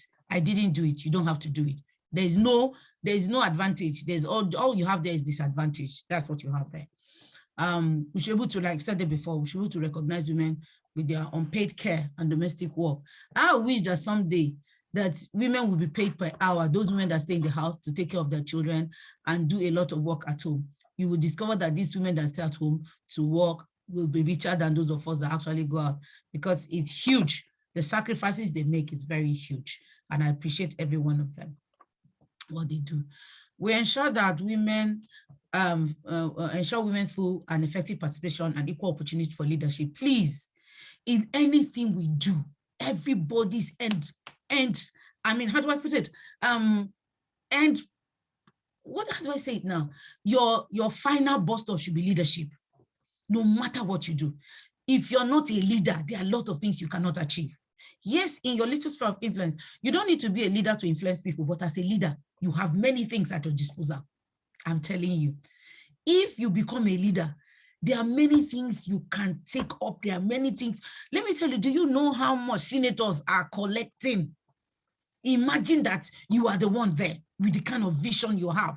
Imagine what you do. Recently, we heard about a woman who used her money to do the road. So the road that government could not do, she fixed it. Imagine that woman, imagine that we are having that woman, we replicate that woman into 10. What we'll be able to achieve. Do you know how many women out of their personal money? We don't need, we are all here, we know it. We pay school fees for some women, their children. We pay for jam for them. We pay house rent. We buy phone. We give them money for business. You are here, you know it. You've been doing it. But for how long? For how many people? But if we come together to say, no, if we're in leadership, we have the power, we have the money, we can like target certain areas and we'll get good results. Okonjo-Iweala today is celebrated because she's a woman. And like I did a work on the healthcare in Nigeria, the healthcare system, and I advocated that what they didn't have was transformational and transactional leadership style. They didn't know how to manage the resources that were being budgeted. And that was why till now we still have crisis in the healthcare system. And do you know what I'm advocating for? No doctor should head any hospital. Yes, that's not your job. We should get people that are trained, health administrators, people who have been trained in leadership. That way, they will not favor any profession. They won't favor the medical doctor, they won't favor the physiotherapist, they won't favor the laboratory scientists. No, because these people, their job is to make sure the system is working. I'm here in the UK doing healthcare management and leadership. Why? I'm preparing myself for the future. Yes. So when that opportunity comes, I will grasp it and say, yes, I'm qualified. Look at my qualification. I want to do that. So every woman should strive in whatever area you are. Aim for leadership, get certification, get fellowships, because these are the things that you need. So nobody's going to say it's bottom power. You're using your body to get what you want. No, you earned it. And because you earned it, you'll be respected. We all respect Okonjo-Iweala today because there's no way anybody has ever connected that to her sleeping about to get what she wants. She attained it. And we all can attain it to make sure that you must be where they're making decisions. Do you know you can turn around things? Imagine that when they were doing the VAP Act, you were there. Won't you insist and say, no, let's look at this, let's look at that. Imagine that we are more in the upper chamber. Imagine that we are more. Imagine the kind of influence. See where we have gotten to, but imagine that we are more in leadership. So our aim and objective in life, we must get to the pinnacle of our profession. We must become presidents of associations. We must become local government. We will strive. We will get there. We don't need to cheat. We don't need to sleep around. We don't need to bribe anybody. But as we move on and make ourselves relevant and do small things in our sphere of influence, I know we will gain recognition. We undertake reforms to give women equal rights, economic reserve. I've said that before. Our job is to make sure that, as you know, one of the things I was thinking of recently is that the richest man in the world, the richest person in the world is a man. The richest person in Africa is a man. And I'm like, God, you need to take us to that place where tomorrow we can say the richest person in the world is a woman. We are getting there. Right now, we are all working out together to see that we get to that point, to be able to have enough money to influence and to impact, to be able to make decisions. We're hoping that we'll get there. That's why we are talking about the future. We want to sustain the future, and we're looking at accelerating equality. We want to enhance the enabling technology. Yes, we know that. Right now, I thank God that that gap is being closed. That gap is with the gap we have issues with is the leadership aspects. Adopt and strengthen some policies, enforceable. Yes, we need right now, every one of us, we need to. I used to ask people a question when they complain about Nigeria, and I'll ask the women, excuse me, please, have you read Nigerian Constitution? And she says, no, I say, you're not the best person to talk with. You should go and read Nigerian Constitution before you talk. Because if you read Nigerian Constitution, you will discover the error, the mistake. the anomaly in that constitution. So if you're here, we need to come together, sit down, read the policies that has to do with us. Oh, this policy, no, this one is not good. No. Then we begin to advocate. In advocating, we don't need to quarrel with anybody. We just show facts. That is the essence of when you talk about improvement, you talk about quality improvement. That's what one of the things I want to work out for Nigerian government. If I go back, when you look at quality improvement, you're also looking at facts, you're looking at data, you're looking at information. This is what it is, but we can change this. When people see data and see reason, we can persuade them, not angrily. Here is data now, 35%, Action Aid is saying that just 35% women represent is not up to 50%. We are asking for more. We need more. Yes, 35% is a disadvantage. And so we reject 20% appointment position for women. This is what, that 35% was for during Jonathan's time, 20% is what we have now. And we're saying no, 35% is not even enough. And you have given us 20, we reject it. We're even asking for 35, but even the 35 is not enough. We want more women in governance. Yes. If you don't put us in governance, there will be no progress. There will be no progress. We want to be in committees, decision-making committees. These are facts that they cannot deny. Progress for women is progress for society. Have you ever heard that a woman is so wealthy that she abandoned her children and followed another man? It's impossible. Have you ever heard that a woman has 3 cars and her children are trekking to school? It is not possible. Have you heard that a woman is educated and her children are illiterate? It's impossible. But we have heard that about men. We have seen men abandon their children and their mother and move away with somebody else, not a woman. Have you also heard that most women, when their husbands die, they stay back to care for their children? They do everything in their power to make sure that their children get the best of education. What about men? I'll just give them 6 months, they just remarry. And well, we don't know what happens to the children. That is why the progress for women is actually progress for the society. We want gender bills represented and passed, yes. Before the VAP Act, it took a lot of years. Thank God for Jonathan, good luck Jonathan, who tried to do that. But do you know that like in River State, that has been passed, there's no assent there. This is the second time. Why won't a governor just assent to that bill to make it a law in the state? So we keep talking about it. We collaborate with the female medical doctors. We collaborate with Aula. We collaborate with FIDA. We try to say, please, let's do this thing together. We need to press that the bills that have to do with us, it's being passed into law. We demand reversal of denial of Nigerian women. Anything that has to do with marriage that does not favor women, it has to end. Yes, marriage should favor us either way. We have some traditions. I'm from the Igbo side. I don't think I can ever have that problem, actually. That's why I used to tell people, I say, it depends on who you are. It's not all laws that can work on somebody. The Igbo tradition, I think when the man dies, the family comes to talk about inheritance and the rest. Well, I don't think that will work where I am, because before you even talk to me, I have finished the whole documentation. And if you try any rubbish, I get a lawyer, and you will be answering lawyer, not me.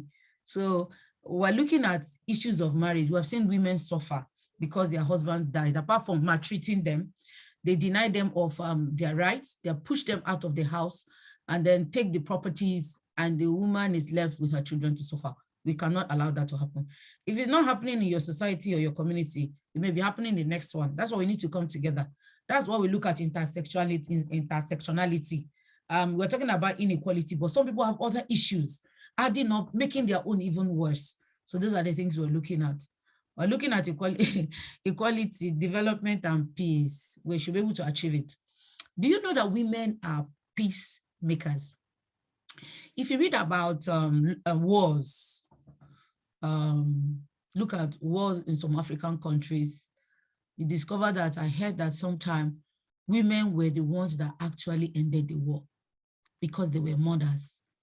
They interceded, they went to the opposing group and spoke with them, encouraged them, cooked for them, and called them as their sons. We need to do this. Women are peacemakers. And I just believe that without giving women this great opportunity to make the world a better place, it will be a disservice to the world. But we are not anonymous. We demand equal. We are just human. I mean, women, we are not, you can't just call us anonymous. We have names, we have capability, we have abilities. There are a lot of things we can do. And I know that as we forge into the future will be very good for us. Nigerian women demand that all gender bills, like I said that before, and what's there to say? I just read a report that says it will take 180 years for us to close this gender gap.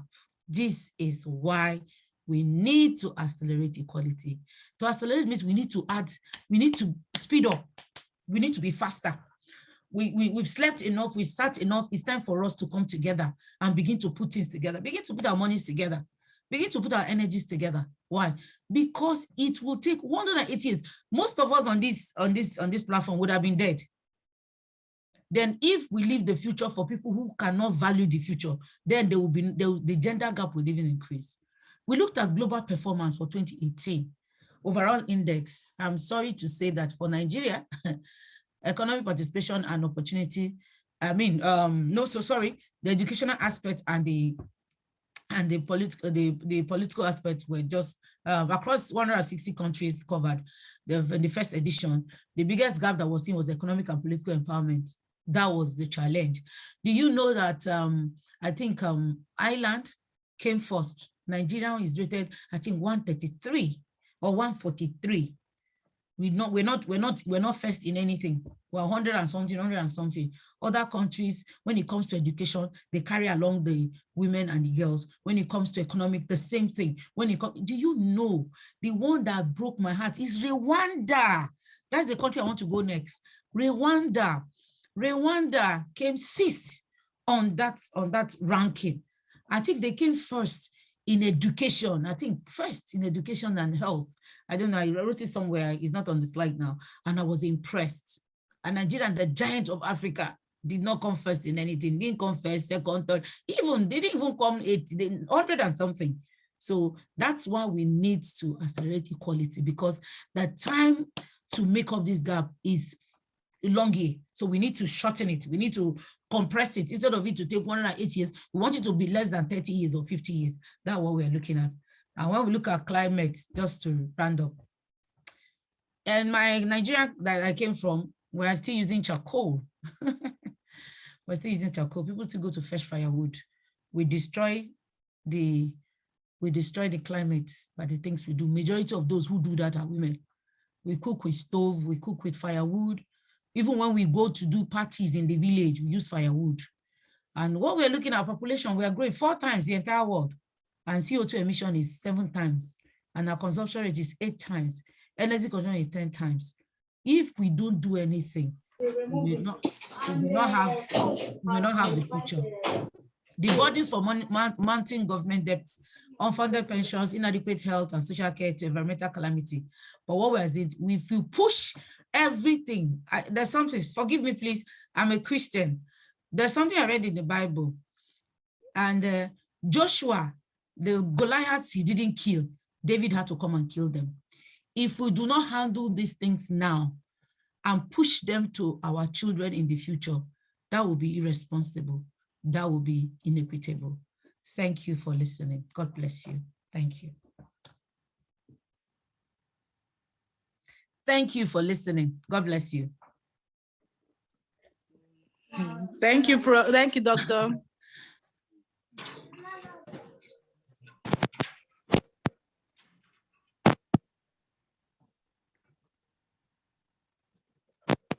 Thank you very much, Doctor. That was really, really insightful, and thank you for helping us to manage the time. It's just as if we should continue, but time is not permitting us. But we are sure when we have other opportunities to still meet with you, and we can still dig more from your wealth of understanding and experience. Thank you so much once again for honoring our invitation and for coming here to impact us with this much knowledge. Just like Prof said, this is really, really insightful, and we quite appreciate it. Thanks a lot. Thank you. Okay, so you can still leave the screen sharing on. Michael and Iris, is there any question for the keynote speaker? Iris?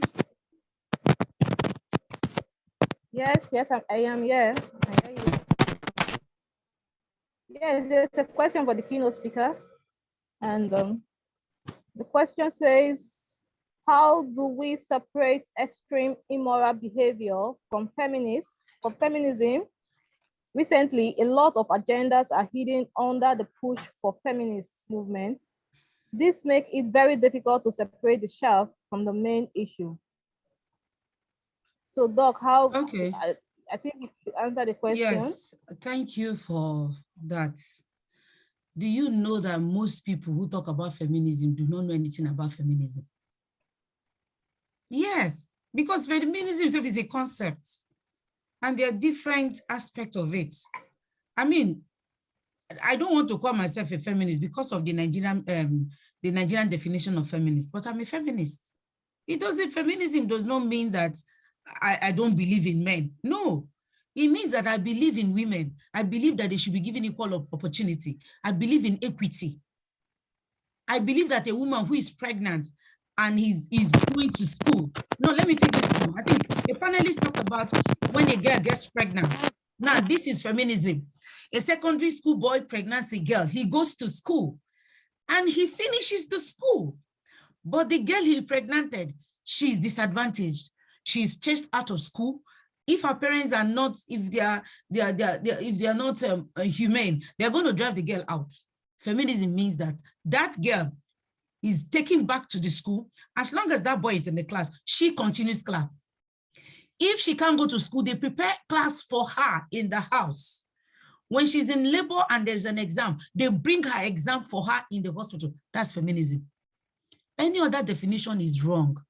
Let me tell you, don't listen to motivational speakers. Oh. These people are born liars.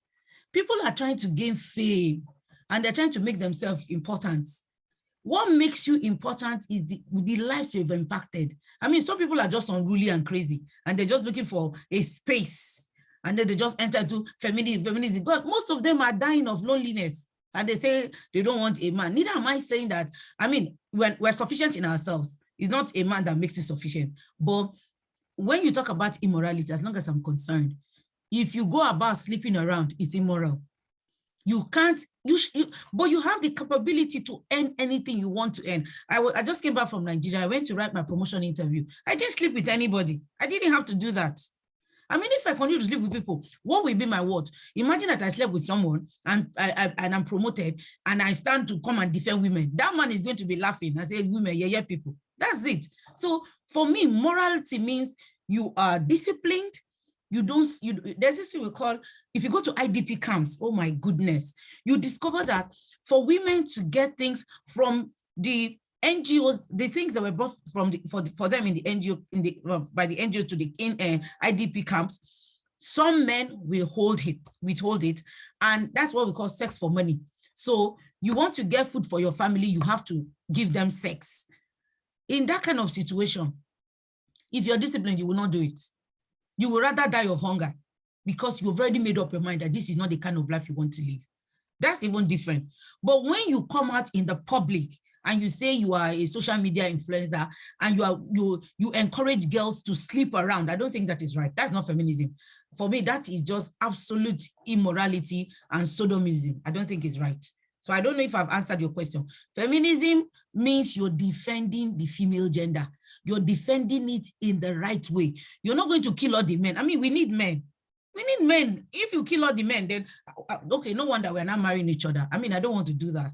The society is good. God created men and created us.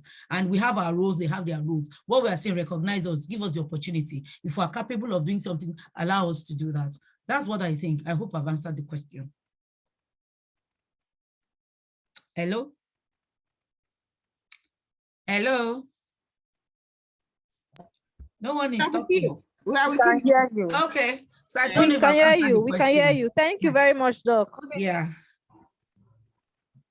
Okay, thank you very much, Iris. Thank you very much, Doctor. Thank you so much, everyone. I guess we have come to, though we intend rounding up by 6:30, I guess we just have to round up now. Thank you very much, everyone, for joining. So we will be taking Doctor, you can stop sharing, please. Thank you so much. Okay. So before we have the final roundup, which is coming from Dr. Ene.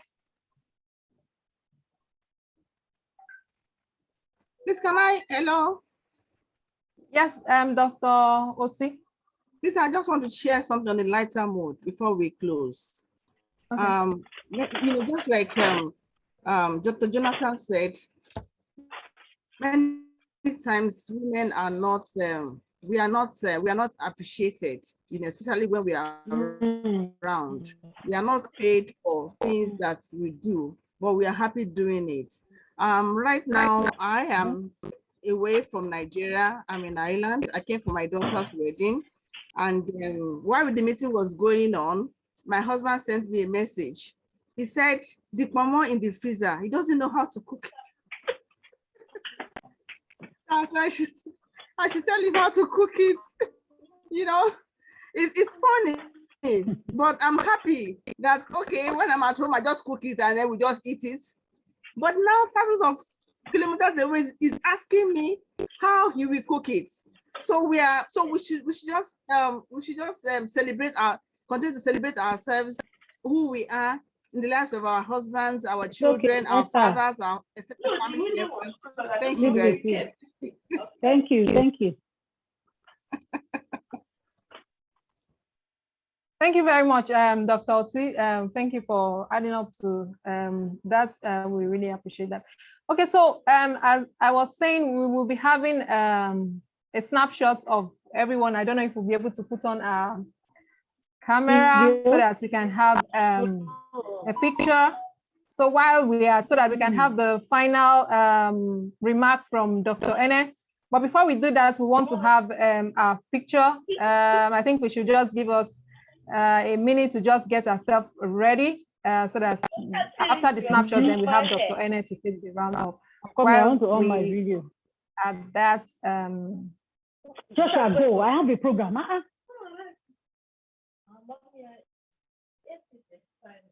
The new one.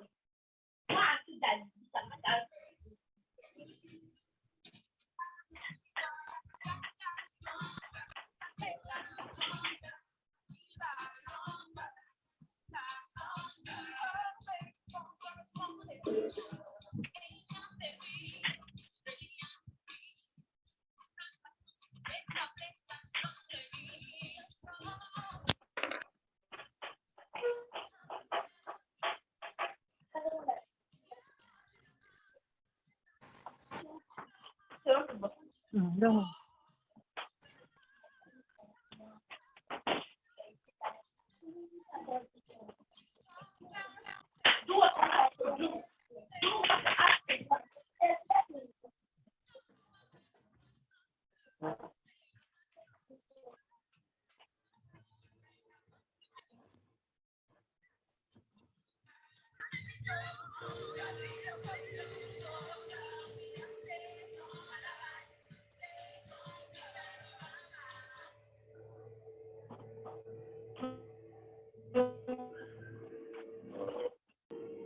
So are we set now?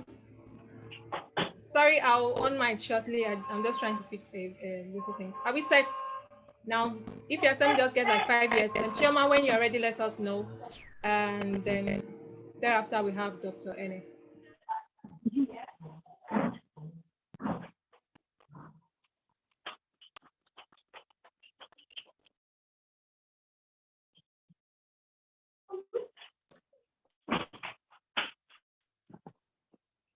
Can we turn on our videos?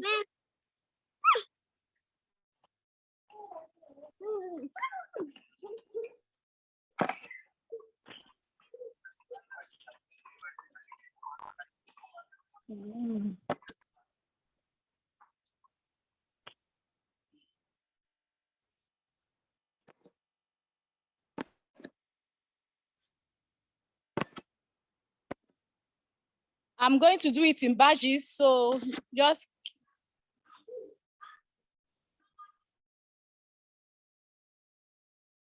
I'll do it in badges.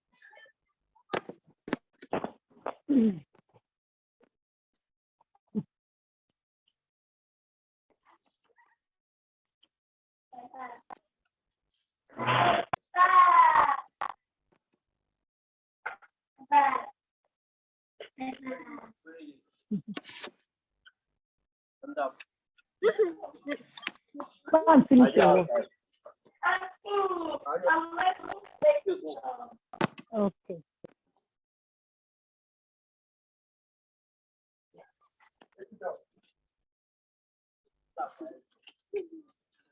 Are you done?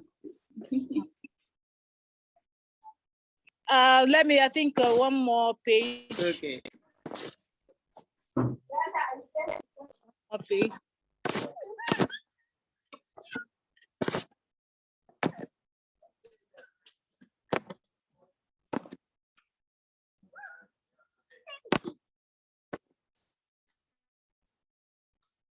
Okay. Yeah. Thank you so much, Dr. Jonathan and Dr. Adekweju. I wish the couple God's blessing. And good to see you. Enjoy your time in Ireland.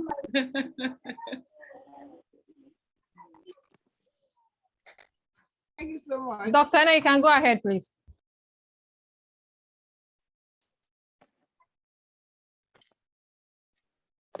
Good evening, everybody. It's nice having you on this program. I'm very happy that the program ended successfully. Even our keynote speaker from UK who joined us. Special thanks to you, Dr. Jonathan, for a well-spoken keynote speech. It was quite informative. To our panelists, I want to say you have just done wonderfully well. And to our participants, I want to say thank you also for finding time to be available on this program within a very short notice. We are just starting. The Nigeria chapter of Women of Color, Advancing Peace and Security is just starting. We are less than a year from the time of inauguration till now. And I want to encourage as many of us here not to lose hope, because the future is very bright for us. We have a lot to benefit in this organization. I want to let us know that as women, we have key functions when it comes to advancing peace and security. And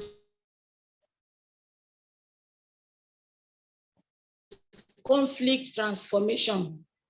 Just as the panelists have spoken, but note speaker, we have a lot to do as women. You can see that in every sphere of life,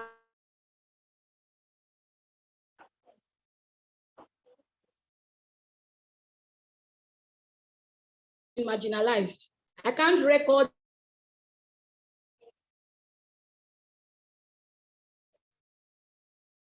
any time the first son of a family will be asked not to homes, especially in Nigeria. It is practiced.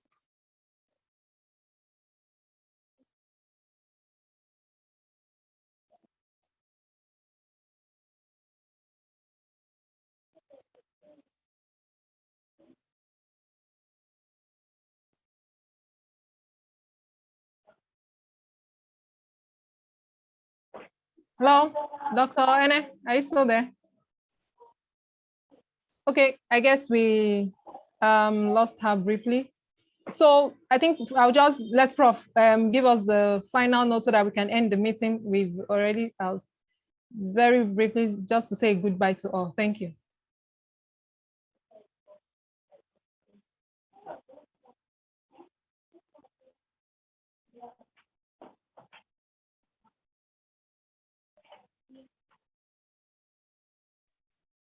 Okay, in the absence of any other business, let me cap it this way.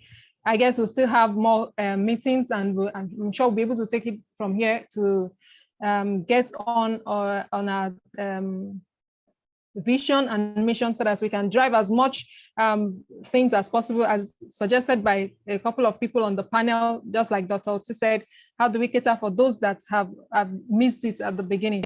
how do we pay attention to these people and also be able to get something done as a group. I'm sure these are some of the things that we'll be raising when we have our subsequent meetings, which will be communicating to us on our WhatsApp group. Thank you so much, everyone, for making this a very successful meeting.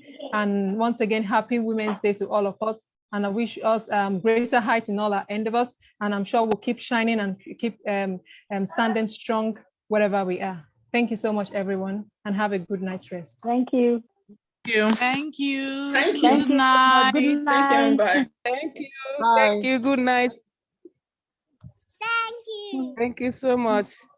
Dr. Mafiberesima, our DJ. Our 5 minutes DJ. Oh, I want to dance.